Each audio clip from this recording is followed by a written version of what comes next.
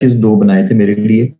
Late नवंबर में आया था, उस वक्त तक स्टूडेंट्स तैयार होकर जा चुके थे, और लेकिन फिर कॉल किया और दो स्पेशल बैचेस बनाए मेरी मौजूदगी की वजह से कि चलें कुछ इनको पॉलिश करें। तो आर्गुमेंटेटिव ऐसे तो इन्होंने मेथड अच्छा सीख लिया और उसकी वजह से नंबर तो इसके अच्छे आ गए, लेकिन जाहिर है कि मैं उनको पूरा कोर्स नहीं था पढ़ा सका, जिस वजह से उनको थीसिस स्टेटमेंट नहीं पढ़ाई हुई, उनको बाकी चीजें नहीं पढ़ाई हुई।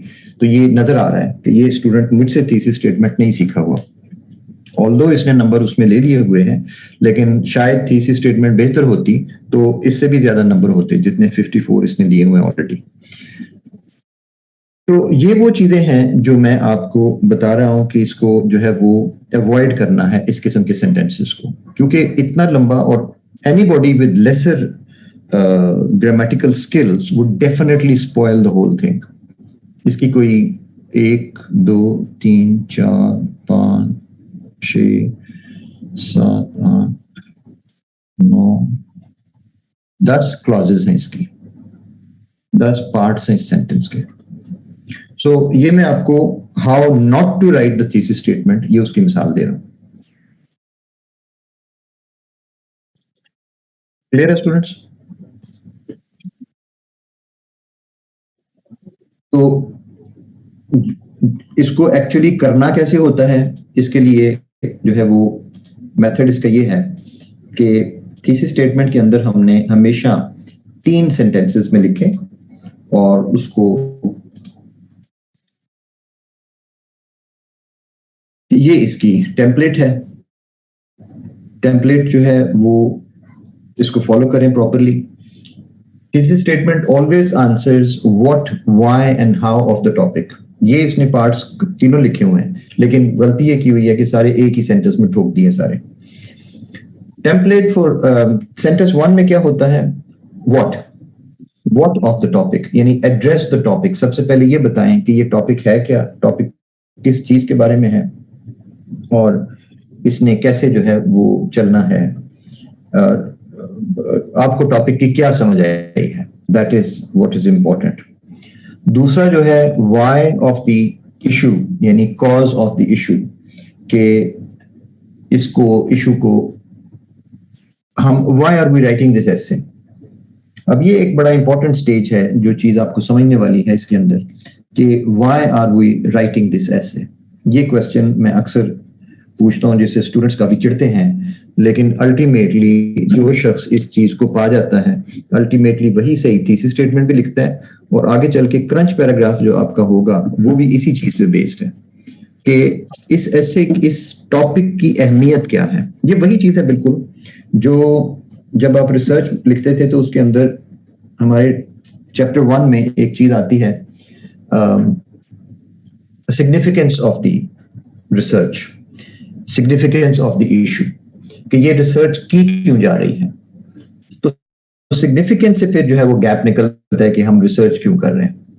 और यहाँ पे भी थीसिस स्टेटमेंट के अंदर भी यही वो चीज है जो आइडियली अगर आप एग्जामिनर को बताने में कामयाब हो जाएं तो बहुत अच्छा इसका इंप्रेशन है कि ऐसे हमारी लिखने का ये कॉज क्या थी, हम इसको रीजन क्या है, यानी ये टॉपिक इंपॉर्टेंट क्यों है। अपने पास जरा नोट कर लें, इंपॉर्टेंस ऑफ द इशू या कॉज ऑफ द इशू। और उसके बाद इसका सेंटेंस नंबर 3 जो है वो चलता है how to resolve the situation, way forward क्या है। तो इसको मैंने साथ क्लॉजेस भी लिख दी हुई हैं, पार्ट्स ऑफ द सेंटेंस के, address the topic single clause में एक सेंटेंस, सेंटेंस 2 जो है वो अब 2 क्लॉजेस ज्यादा से ज्यादा, और सेंटेंस 3 जो है वो भी मैक्सिमम आप 3 क्लॉजेस कर लें, उससे ज्यादा जो है वो नहीं। और इसकी आइडियल लेंथ जो है वो 35 to 45 वर्ड्स है, इसको इससे ज्यादा लेंथी जो है वो नहीं होना चाहिए। ठीक है। और थीसिस स्टेटमेंट के बारे में एक और जो मिसकंसेप्शन पाई जाती है वो इसकी, it has to be written in the outline as well as in the introduction. वो अक्सर लोग इस चीज पे कंफ्यूज होते हैं कि इसको लिखना कहाँ पे है। तो बाज कहते हैं कि जी इंट्रोडक्शन में लिखें, बाज कहते हैं आउटलाइन में लिखें, बाज कहते हैं आउटलाइन में ना लिखें, अवॉइड करें, ये है वो है। Let's settle things once and for all कि इसको दोनों जगह पे लिखना होता है।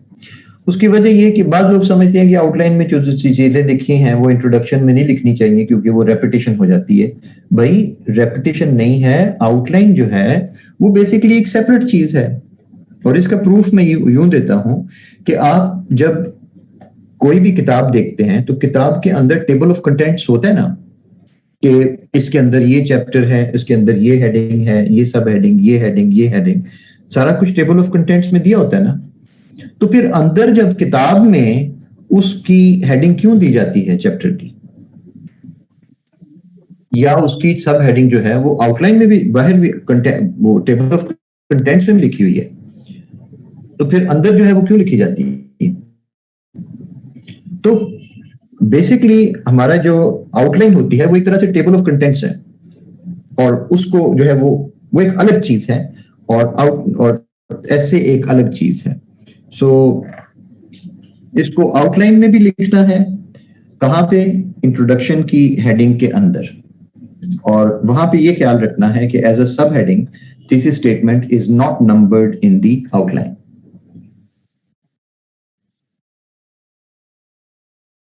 ठीक है स्टूडेंट्स, मैंने आपको उस दिन एग्जांपल दिखाई थी उसकी, ऐसे डिस्कशन फोरम में से थीसिस स्टेटमेंट की, टेलीग्राम पे जो है।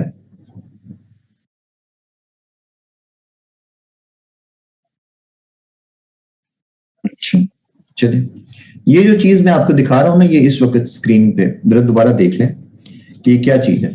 Thesis statement has to be written in the outline as well as in the introduction. तो मैं सिर्फ आपको इस वक्त दिखाऊंगा कि आउटलाइन में अगर इसको लिखा जाता है तो कैसे लिखा जाता है।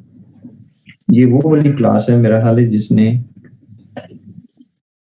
डीपी चेंज करवाई थी मुझसे, उसके ऊपर जूम पे, हाँ ये वो वाली क्लास है। ठीक है ठीक है ठीक है, और अभी भी नजर नहीं आती, पता नहीं क्या मसला, कभी आ जाती है कभी नहीं आती। ओके, ऐसे डिस्कशन फोरम में हम जाते हैं, ये मैं आपको दिखाता हूँ। Share screen, advanced portion of the screen. Okay, अब ये ऐसे डिस्कशन फोरम आप जानते हैं, आप you are maybe a part of it also, और इसके अंदर कहीं पे भी आप कोई सी आउटलाइन उठा के देख लें।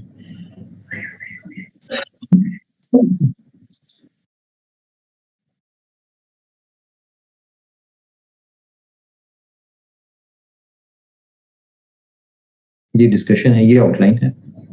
अब ये आउटलाइन जब आई है तो इसके अंदर देख लें, आउटलाइन के अंदर पहली हेडिंग जो है वो इंट्रोडक्शन की, और उसके बाद थीसिस स्टेटमेंट की, और उसके बाद यहाँ पे थीसिस स्टेटमेंट लिखी हुई है पूरी। इस तरीके से इसको लिखते हैं आउटलाइन में, इंट्रोडक्शन की हेडिंग के नीचे। बाज टीचर सिखाते हैं कि थीसिस स्टेटमेंट ऐसे आउटलाइन से के ऊपर लिख दो, बाहर लिख दो, यानी शुरू में थीसिस स्टेटमेंट लिखो, उसके बाद आउटलाइन लिखो। मुझे उसकी तुक कभी समझ नहीं आई एज एन एग्जामिनर भी, और हम हमेशा उसके ऊपर क्वेश्चन मार्क लगाते हैं कि ये क्या चीज है। अगर ये ऐसे का हिस्सा है तो फिर ये उसके नीचे आए ना, ये अलग से क्यों लिखी गई है, और उसके बाद फिर आउटलाइन चलती है। Same is the case with the rest of the, ये एक आउटलाइन है, और इसमें भी इसी तरीके से शुरू में नंबर 1 इंट्रोडक्शन दिया, उसके बाद थीसिस स्टेटमेंट की हेडिंग दी, सब हेडिंग दी, और उसको नंबर नहीं देना, और उसके बाद ये सारी थीसिस स्टेटमेंट लिखी हुई है, और फिर बाकी की आउटलाइन जो है वो। ठीक है स्टूडेंट, सब समझ आ गई इसको कहाँ लिखना है आउटलाइन में?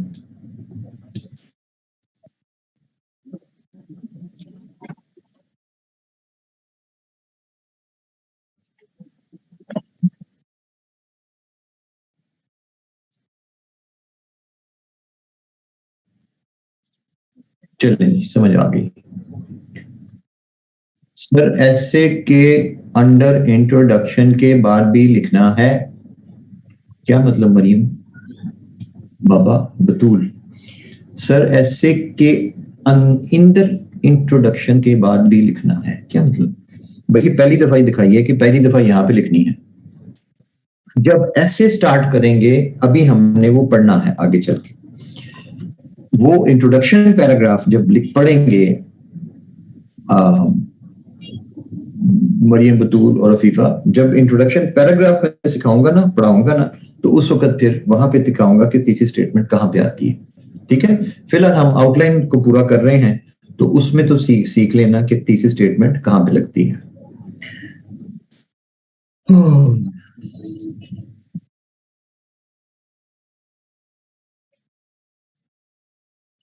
तो हम ये सीख रहे थे बेसिकली कि आउटलाइन में कहाँ पे लिखनी होती है, इंट्रोडक्शन पे हम बाद में सीखेंगे। अच्छा, अब इंट्रोडक्शन पैराग्राफ के अंदर एक चीज जरा थोड़ी ये देख लें कि इंट्रोडक्शन का नंबर 1 हेडिंग दी हुई है, तो उसके बाद थीसिस स्टेटमेंट को नंबर कोई नहीं देना। ओके, बस ये सारी डिटेल्स हैं इसकी थीसिस स्टेटमेंट की। और अब हम इसकी एग्जांपल्स देख लेते हैं कि कौन सी हमारे पास इसी स्टेटमेंट की एग्जांपल्स जो है वो मैं आपको दिखा देता हूँ।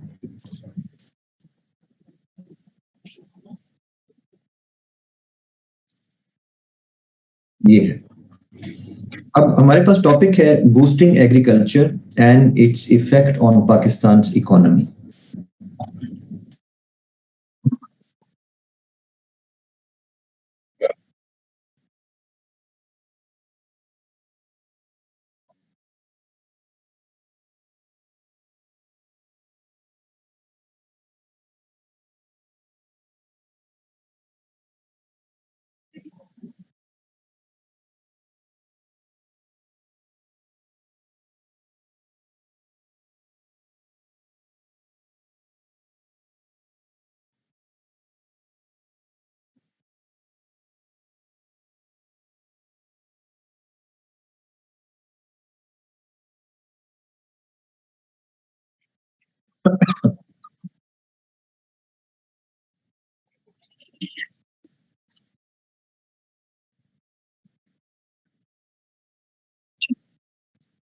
अब टॉपिक को जरा एक दफा देख लें, बूस्टिंग एग्रीकल्चर। अगर हम स्टूडेंट्स मुझे जरा बताइएगा कि बूस्ट किस चीज को किया जाता है।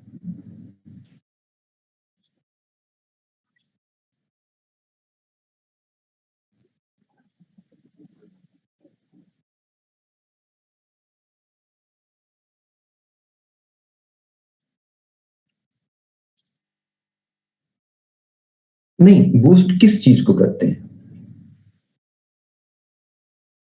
जो वीक हो, जो पहले क्राइसिस में हो, जिसमें किसी चीज की कमी हो और सारा कुछ डिक्लाइनिंग ट्रेंड।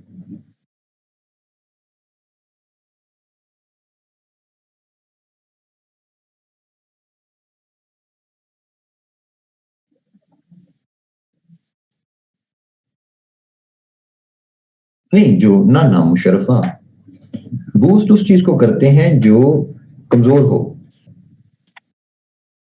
जैसे पाकिस्तान में एग्रीकल्चर इस वक्त जो है वो वीक है।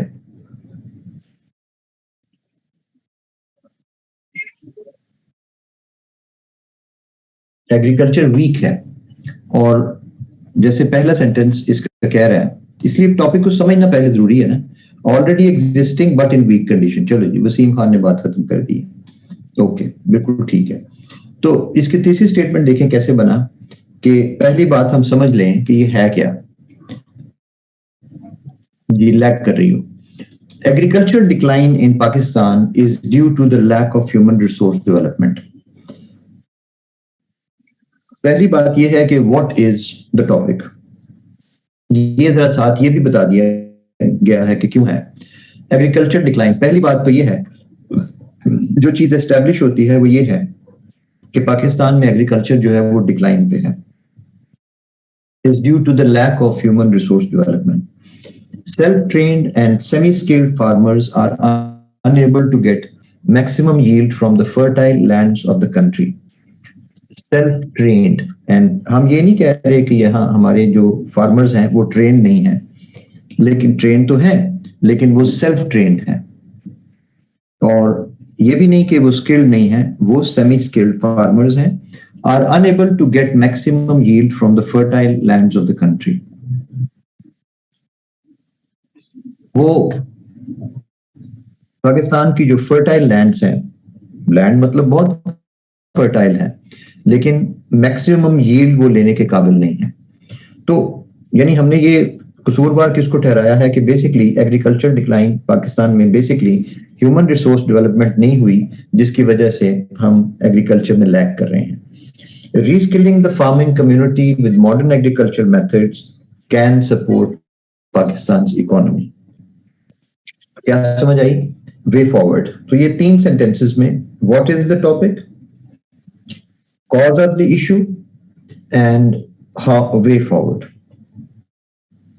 अब इसको देख के स्टूडेंट्स एक लगता है कि ऐसे जो है वो एक उसकी पिक्चर जो है वो नजर आ रही है आप लोगों को? एक पूरा जो है वो ऐसे की एक जो है वो बिल्कुल जिस जो है क्रक्स जो है ऐसे का वो नजर आ रहा है हमें कि इसके अंदर क्या क्या कुछ होगा। वो जो पहले ही जो मैंने आपको दिखाई है वो जो थीसिस स्टेटमेंट की एग्जांपल के जी ऐसे नहीं लिखना था, लिखा उसने अच्छा हुआ है, लेकिन अगर उसके 3 सेंटेंसेस बन जाए तो that would be a very good thesis statement.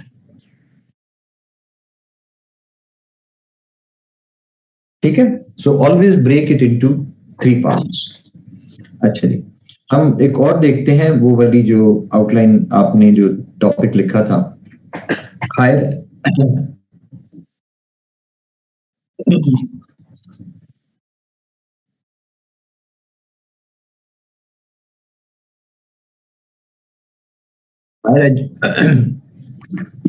Higher education in Pakistan, ills and remedies.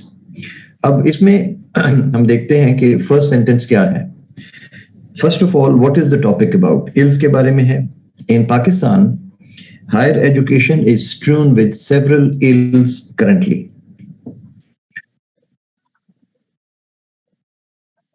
तो इसके हमें पता है कि इसके अंदर इल्स इस वक्त बेशुमार जो है।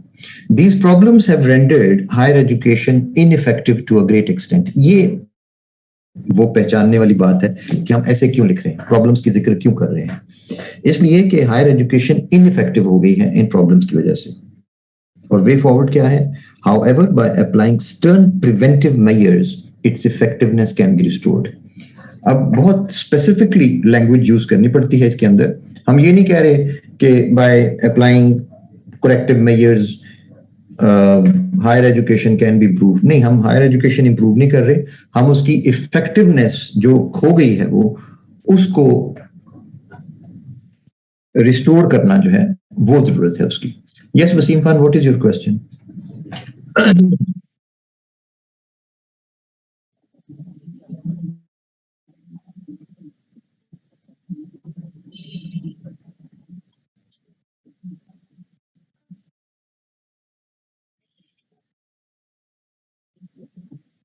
लास्ट स्लाइड करें प्लीज।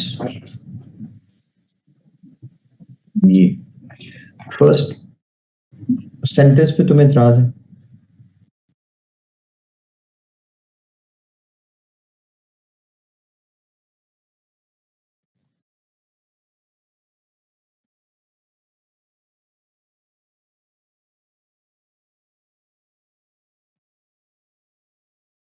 ये कोई क्वेश्चन टाइप कर रहा है?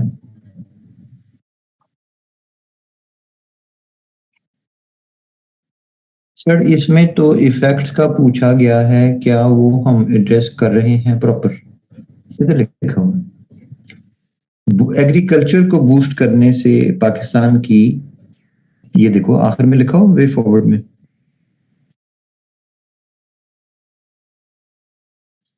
अगर इसको रीस यस एड्रेस किया गया उसको, वे फॉरवर्ड में लिखा हुआ है कि can support Pakistan economy.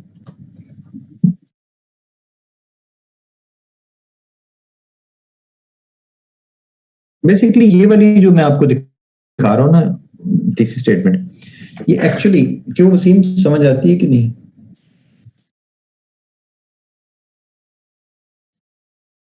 Second part confuse कर रहा है, क्यों उसमें क्यों क्या कंफ्यूज करने, वही तो सबसे क्लियर है इसके अंदर। बूस्टिंग एग्रीकल्चर, इशू क्या है? इशू ये है कि self trained and semi skill, मैं आपको थोड़ा सा ना जरा जरा डिफरेंट मैं दिखाता हूँ। एक्चुअली ये आजकल मैंने दूसरी दिखानी छोड़ दी है, इसलिए आप कंफ्यूज हो रहे हैं। पहली ये है बूस्टिंग एग्रीकल्चर की इशू क्या है। The identity of Pakistan as an agriculture country is in jeopardy due to low agricultural output. What is the topic about? The topic is about boosting agriculture. Why? Pakistan has not fully utilized the advancements in agricultural technology, the use of which can have major positive effect on economy. अब इसके अंदर दो sentences में लेकिन parts 3 हैं। सो आप दो sentences कर सकते हैं लेकिन 3 पार्ट होने उसके जो है वो लाजमी है। अब ये वाली ऐसे एक डिफरेंट ऐसे है, इसके अंदर जो मेन पॉइंट लिया गया है वो है टेक्नोलॉजी, कि हमारे यहाँ टेक्नोलॉजी तो एग्रीकल्चर में हर जगह यूज हो रही है लेकिन सारी की सारी पुरानी टेक्नोलॉजी है। एडवांसमेंट्स ऑफ टेक्नोलॉजी जो है एग्रीकल्चर टेक्नोलॉजी वो हमने बिल्कुल टच नहीं किए।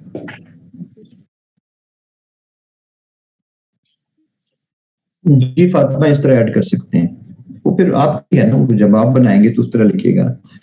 तो अब ये वाली ऐसे जो है ये डिफरेंट है बनिस्बत इस ऐसे की निस्बत।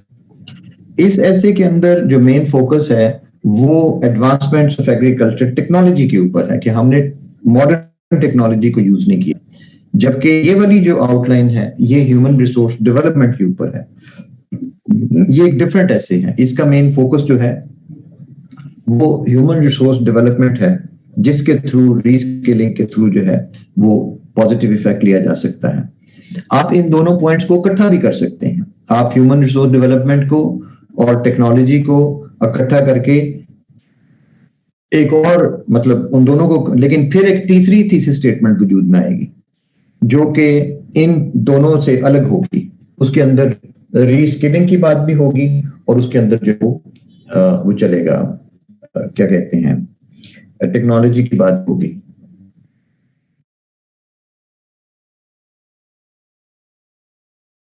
नहीं जुनेद, इनका कोई आपस में ताल्लुक नहीं है। ब्रेनस्टॉर्मिंग के पैराग्राफ्स रहना तो आपने ऑन ट्रैक है ना।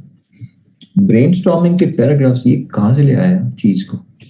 ब्रेनस्टॉर्मिंग के पैराग्राफ्स कौन से होते हैं?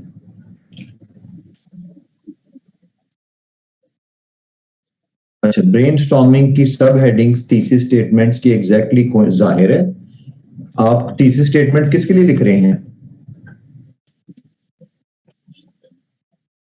जाहिर है वो तो आपने रेलिवेंट तो रहना है ना जो आपकी ने। और क्यों हम इस वक्त क्यों लिख रहे हैं ये माइंड मैपिंग के बाद क्यों लिखते हैं? इसलिए कि माइंड मैपिंग करने के बाद हमें उसकी सब हेडिंग से पूरी समझ आ रही होती है कि हमारा मेन एम्फेसिस किस तरफ जा रहा है। इस स्टेटमेंट बड़ी हद तक ना ऐसे का जैसे स्टीयरिंग व्हील है ना, कि स्टीयरिंग व्हील जिधर घुमाएंगे गाड़ी उधर ही जाएगी। तीसरी स्टेटमेंट जो लिखी होगी एक्चुअली ऐसे उसी तरफ होगी जाएगी। जी स्टूडेंट्स, कुछ क्लियर हो रहा है कि मजीद कंफ्यूजन फैल रही है?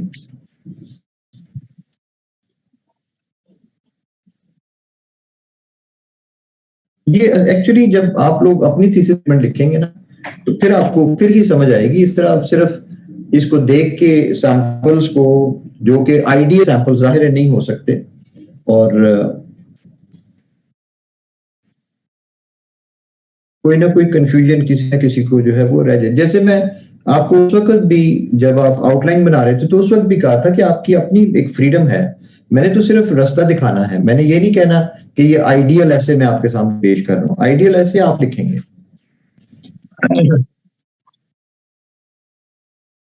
सर ब्रेनस्टॉर्मिंग तो आउटलाइन बनाने के टाइम करना है ना, तो थीसिस स्टेटमेंट भी ब्रेनस्टॉर्मिंग के टाइमिंग करना होगा।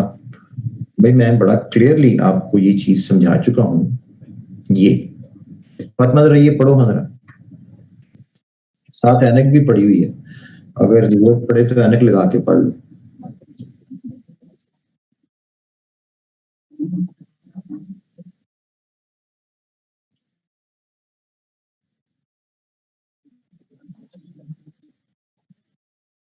अब बताओ फातिमा, किस स्टेज पे थीसिस स्टेटमेंट बनानी है?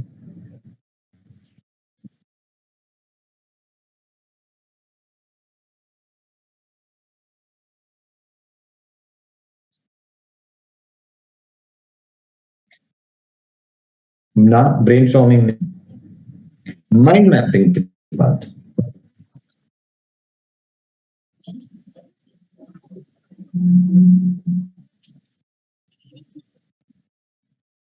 ये देखे ना, मुझे आप ये बताएं, अगर हम ब्रेनस्टॉर्मिंग की स्टेज पे थीसिस स्टेटमेंट बनाएं तो ये आपके सामने ये ब्रेनस्टॉर्मिंग है फातिमा, ये ब्रेनस्टॉर्मिंग है सारी। इसमें से मुझे बताओ स्टेटमेंट कैसे बनेगी? ये तो इतने पॉइंट्स हैं, इतने पॉइंट, और मुमकिन है इसमें से जो पॉइंट लेके आप थीसिस स्टेटमेंट बनाएं, बाद में आप ऐसे में उसको सिलेक्ट ही ना करें,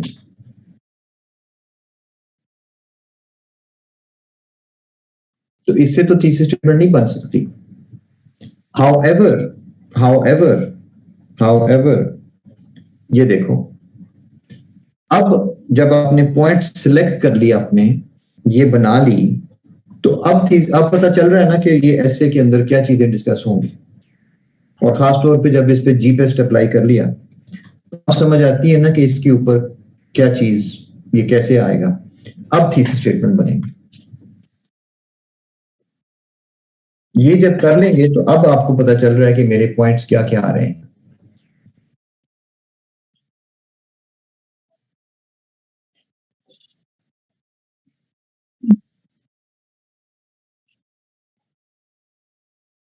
इसलिए जब ये आप आउटलाइन बना लेना, ये वाली रफ आउटलाइन बन गई है, इसके ऊपर जी पेस्ट अप्लाई करके इसको सीधा कर लें, तो आपको पता चल जाएगा कि मेरी एसे में क्या कुछ है, और जो कुछ है मेरी एसे में अब उसको 3 सेंटेंसेस में बयान कर दें।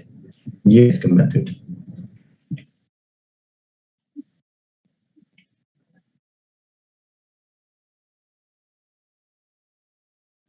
ठीक है स्टूडेंट्स, काफी डिटेल से मैंने जो है समझा दी है, बाकी पब्लिक जो है वो इतनी देर में। अब एक और आउटलाइन देख लेते हैं, ये for example one of my most favorite topics. Are external threats more dangerous for Pakistan or internal? इस तरह का टॉपिक है ये।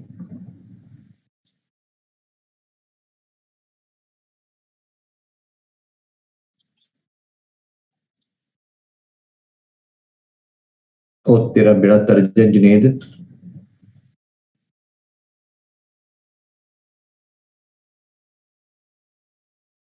एक छठी क्लास के बच्चे को भी बुलाऊं ना मैं, तो वो भी कहेगा ये आर्गुमेंट, इसलिए कि और लगा हुआ और इन्वर्टेड और क्वेश्चन लगेगा।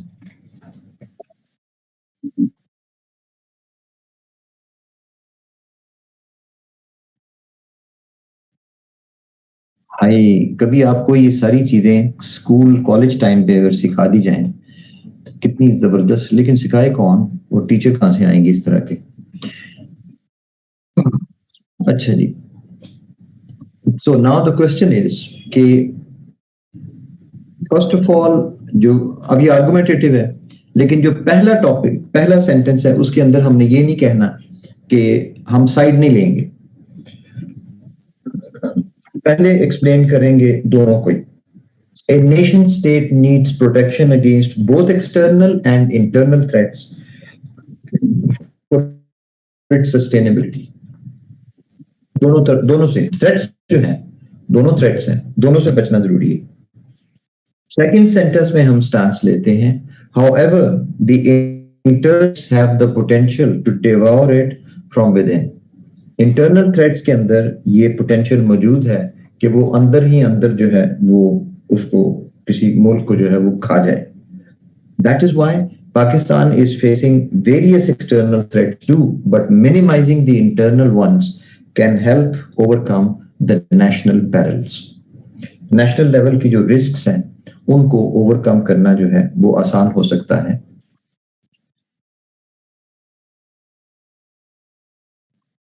अगर हम इंटरनल को कर लें तो एक्सटर्नल को भी ओवरकम किया जा सकता है।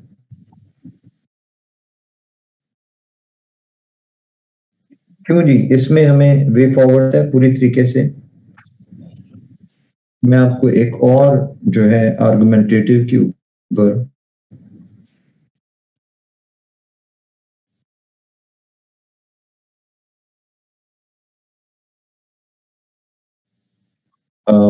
एक दिखा देता हूं थीसिस स्टेटमेंट का सैंपल, जिससे आपको ये चीजें फर्दर जो है वो क्लियर हो जाएंगी।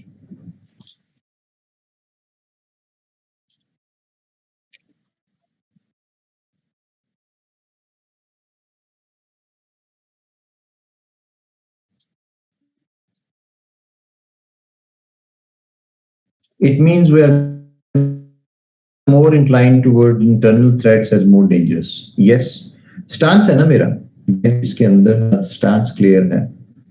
अब ये फॉर एग्जांपल आर्गुमेंटेटिव है, ये expanding information technology a blessing or तो क्या है ब्लेसिंग है ये। पहली थीसिस स्टेटमेंट के अंदर पहला सेंटेंस दोनों को डिफाइन करना है। Spread of information technology has created both negative impact in the modern world. बस, despite some significant negative effects, expanding information technology is more of a blessing due to the vast array of benefits that it has provided to mankind.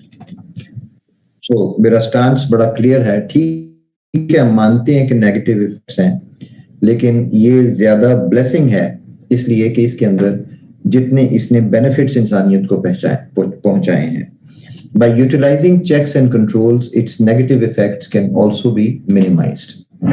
So अगर इसको checks and controls को control किया जाए तो negative effects को भी तो way forward जो है वो भी दे दिया।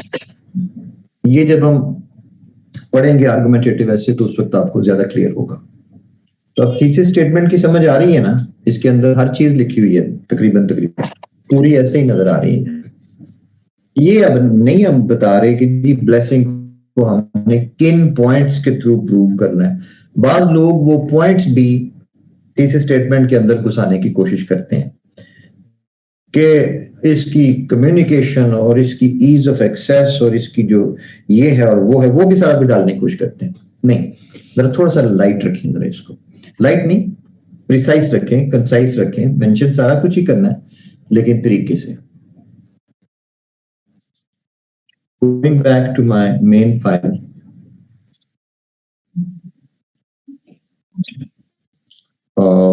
ये एक टॉपिक था 2018 का जिसने आपको काफी परेशान किया था। जब आप शुरू में पहले लेक्चर के बाद दूसरे लेक्चर में जब आप बना रहे थे, टाइप्स ऑफ एसेस पहचान रहे थे, तो इसने काफी तंग किया था।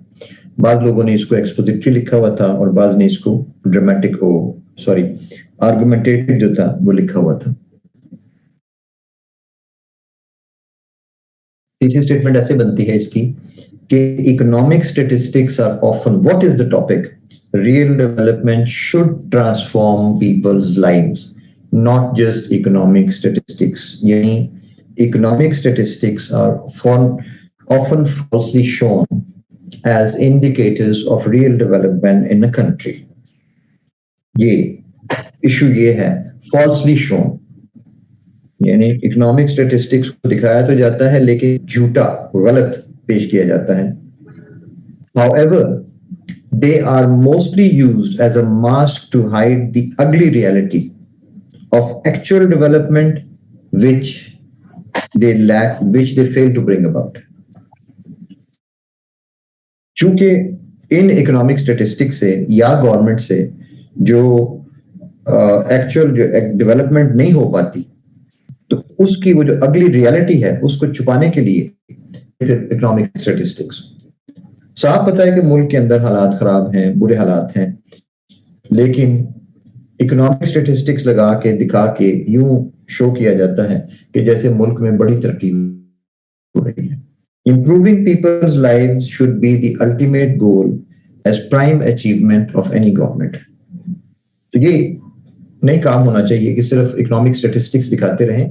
अल्टीमेटली लोगों की जिंदगी जो है उसको, ये आर्गुमेंटेटिव ऐसे है, मुझे मेरा नहीं ख्याल कि ये जो है वो इसको एक्सपोजिटरी के तौर पे किया जा सकता है।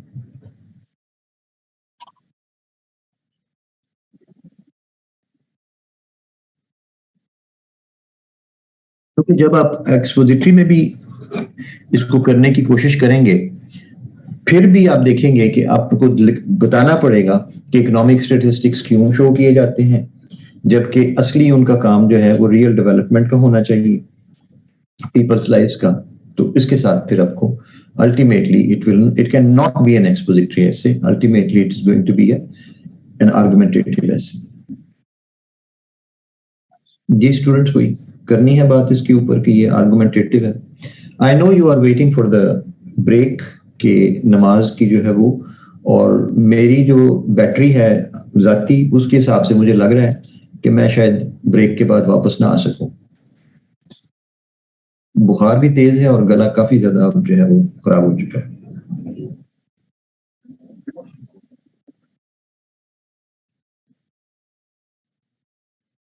एक बस हम और कर लेते हैं और बस उसके बाद यूनिफॉर्मिटी ऑफ स्कूल करिकुलम। ये मुझे अफसोस हो रहा है बैच 27 के दो क्लासेस जो है वो खराब हुई हैं। एक परसों वाली क्लास भी जो थी वो बिजली की वजह से खराब हुआ, और आज जो है वो तबीयत खराब है। Doctor please recommend him some precautions. नहीं, प्रिकॉशंस मेरी जो है वो गलती हुई है। मैं लाहौर बस कल ट्रेवल करते हुए ठंडी बोतल एक पी बैठा हूँ, उसने मुझे तंग किया। मैं नहीं पीता कोई ठंडा, आइसक्रीम खा लेता हूँ उससे ठीक रहता हूँ, लेकिन बॉटल तंग करती है। चलो बच्चों ये वाली पढ़ लें फिर उसके बाद खत्म करते हैं। मिस अबीर जो है वो बड़ी अच्छी कोऑर्डिनेटर है, और ये इसको जब बताए ना कि हम ठीक नहीं हैं तो ये फिर कह देती है कि सर नहीं आप छुट्टी कर लें। कल भी मेरी तबीयत ठीक नहीं थी तो इसने यही कहा था। क्यों अबीर, सुन रही हो कि नहीं? बहुत अच्छी कोऑर्डिनेटर है ना students? Is a very good coordinator. अभी से आवाज आ रही है तुम्हें?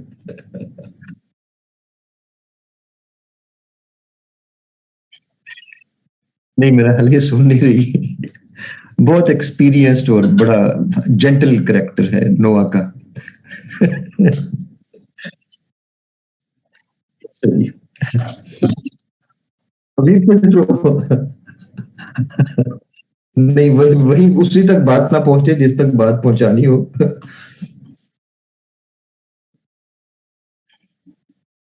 बच्चे भी खुश होते हैं छुट्टी, चलो ठीक है। मैं क्या, इन्होंने कहना है सर की क्लासें ठीक नहीं जा रही, इन्होंने शिकायत लगा दी। नहीं सानिया, मैं नहीं आपकी बात मानता कि बच्चे भी खुश होते हैं छुट्टी करके। इन्होंने बीच में शिकायत किसी ना किसी ने बीच में जरूर लगानी है। अच्छा, मैं जरा पहले जरा ये वाली कर लूं क्योंकि ये जो है वो जरा पेचीदा किस्म की है thesis statement. Uniformity of school curriculum, opportunities and challenges for Pakistan.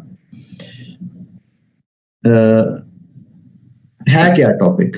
Uniformity of the school curriculum is a significant step towards an egalitarian education system in Pakistan. अब सही बताऊं तो ये भी एक स्टूडेंट की बनाई हुई थीसिस स्टेटमेंट है, इसकी लैंग्वेज से आपको पता चल जाएगा। अच्छा, है क्या topic? Basically why, what is the it augurs prospects of curtailing inequalities in the prevalent apartheidic education system। आपको पता चल गया ना वोकेबलरी से कि ये मेरी वोकेबलरी नहीं है, ठीक है? तीन वर्ड्स इसके अंदर, एगैलिटेरियन, ऑगर्स और अपार्थाइडिक, ऐसे वर्ड्स हैं जो कि मेरे वर्ड्स नहीं है। जी अनिला, इंशाल्लाह। अच्छा, और वे फॉरवर्ड इसका ये बनाया हुआ है कि how ever it faces various political and socio economic challenges which need due diligence for resolving them. नहीं, मैं इसके इशदाद नासिर मैंने इसलिए इसको एक्सेप्ट कर लिया, मैं ये नहीं कह रहा कि इसके अंदर कोई बुरी बात है। It's a good thesis statement, and मुमकिन है कि उसके अपना जो वोकेबलरी हो उस स्टूडेंट की, उसमें ये वर्ड्स आम वो यूज करता हो। ठीक है ना, मे बी एगैलिटेरियन जैसे को बहुत मुश्किल लफ्ज नहीं है, या अपार्थाइडिक या इस तरह का ये सारा कुछ। सिर्फ आपको मैं ये दिखा रहा हूँ कि आपको पता है कि मेरी वोकैबुलरी में इस तरह के वर्ड्स नहीं आते, क्योंकि आम स्टूडेंट्स को शायद ऑगर्स की समझ नहीं आती, तो मैं फिर बड़ा क्लियर रहने के लिए मोस्टली मैं इस तरह की वोकैबुलरी यूज करता हूँ जिसमें कि वो सबको समझ आ जाए।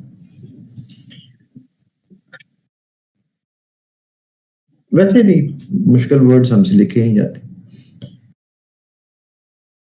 बस बच्चों मेरा हाल है, let's call it a day. ठीक है, हाँ फातिमा नहीं आई हूँ ना समझ वर्ड्स की, कोई बात नहीं बेटा। अच्छा भाई बंद करते हैं, खुदा हाफिज।